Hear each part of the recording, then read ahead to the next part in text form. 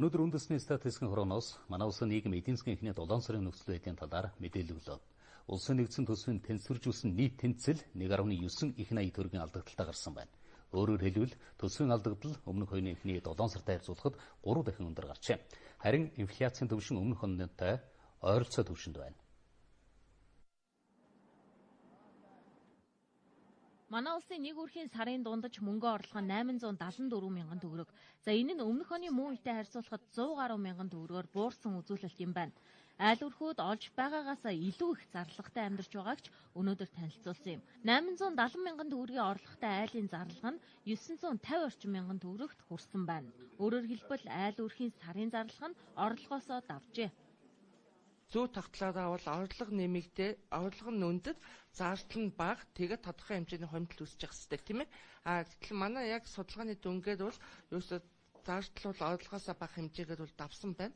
Тэгэхээр энэ маань бол юу харуулж ийнэ вэ гэхлээр энд бол бас тодорхой хэмжээний нөгөө нуугдмал орлого бол бас байна. Тэрийнхээ тухай өргүүд маань төдийлөн одоо хэлж өгөхгүй байна л гэсэн үг. Хэдийгээр өрхийн орлого инхүү буурсан ч инфляц 1.9%-тай өмнөх оныхоос төдийлөн өөрчлөлт ороогүй нь эдийн засагт хүчтэй нөлөөлөөгүй гэж үзэж болно. Зарим нь улсын төсвийн алдагдал 1.9 их 80-д хүрчээ. Эдийн засаг өөрөө хомигдоод түүнээс одоо төсвийн орлогыг бүрдүүлдэг гол татварын багцууд бол яг өмнөх оны түвшинд хүрэхгүй байна зарим талаараа тий. Үүнтэй холбоотойгоор бол алдагдал нэмэгдэх одоо үндсэн шалтгаан болж байна. Зарлага бол нэмэгдсэн явж байгаа.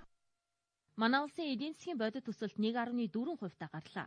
Уул уурхай эрдэс түүхийн эдийн үн дэлхийн зах зээлд сайн биш байгаа ч 1.4%-ийн энэ өсөлтөнд уул уурхай салбар голлох байр суурь эзэлжээ.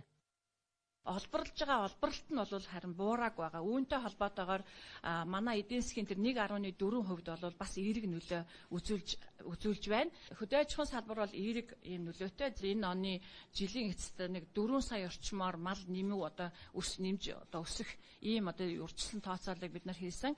За газар тариалангийн хувьд бол бас энэ жилийн хувьд нэлээд одоо ургац авахар бас урьдчилсан тооцоолыг хийж байгаа. Гэхдээ манай улс энэ оны эхний 7 сард 136 оронтой гадаад худалдаа хийж нийт бараа эргэлт 4.3 тэрбум долларт хүрчээ. За нийт бараа эргэлтийн хэмжээг өмнөх оны эхний 7 сартай харьцуулахад экспорт 10 орчим хувь, импорт 17%-аар буурсан. Дотоодын нийт бүтээгдэхүүний хэмжээ өмнөх оныхоос 3%-аар нэмэгдсэн зэрэг үйлдвэрлэл өссөнийг нотлох баримтууд ч байна.